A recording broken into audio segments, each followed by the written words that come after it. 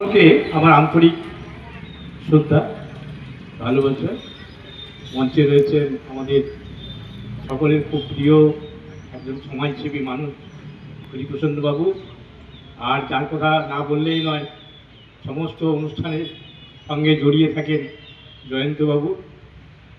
তো প্রত্যেকেরকে শ্রদ্ধা জানিয়ে একটা কথা বলি, আমরা বৃদ্ধাশ্রম চাই না,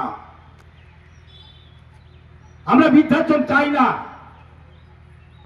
আমাদের ঘরে ঘরে বৃদ্ধাশ্রম গড়ে উঠুক, সন্তানরা তার বাবা মাকে শ্রদ্ধা করুক, ঘরের মধ্যে বৃদ্ধাশ্রমে পাঠিয়ে নয়। আমরা কোনো বাউরি পাড়ায়, যাদেরকে আমরা বলি ছোট নিচু পিছিয়ে পড়া, সেই বাউরি পাড়ার কোনো মা বা বাবা বৃদ্ধাশ্রমে নেই। সেই ছেলে রিক্সা টেনে এসে মা বাবাকে খাওয়ায়। গ্রামের প্রত্যন্ত গ্রামের কোনো মা বাবা বৃদ্ধাশ্রমে নেই। তাহলে বৃদ্ধাশ্রমে কারা আছে?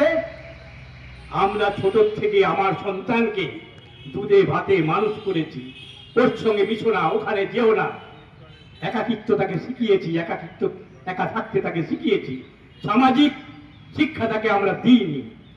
তার ফলে ধীরে ধীরে আজ সমাজ এই জায়গায় পৌঁছেছে, আজ এত বৃদ্ধাশ্রম গড়ে উঠেছে। যত উন্নয়ন হয়েছে তত বৃদ্ধ বাবা মারা অত্যাচারিত হচ্ছে, এটা আমরা সবাই লক্ষ্য করছি। বেশি কথা বলবো না। আগামী প্রজন্ম কি করবে, কোন পথে হাঁটবে, তার জন্য আমি একটা ছোট্ট লেখা লিখেছি, এটা দিয়ে আমার বক্তব্য আমি শেষ করব। জাগরণ।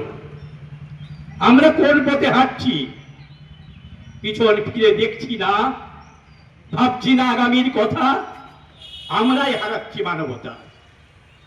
কিসের আশায় পথ হারাচ্ছি, ধ্বংস করছি সবুজ আশা, কেন বারে বারে নিভে যায় আলো?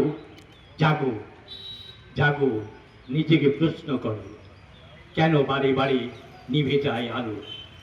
হিসাব করো যোগ বিয়োগের, খরচের খাতায় লিখে রাখো, দিনের শেষে বুঝতে পারবে ঘরে জমা রইল কত। আমি ছেলেকে যদি মানুষ না করতে পারি, তাহলে আমি শেষের জীবনে কি পাবো? তাহলে আমি তো জমার খাতায় তো খরচা করে দিয়েছি, আমার তো জমার খাতায় কিছু নেই। আমরা যদি পথ হারাই, ওরা শিখবে কি?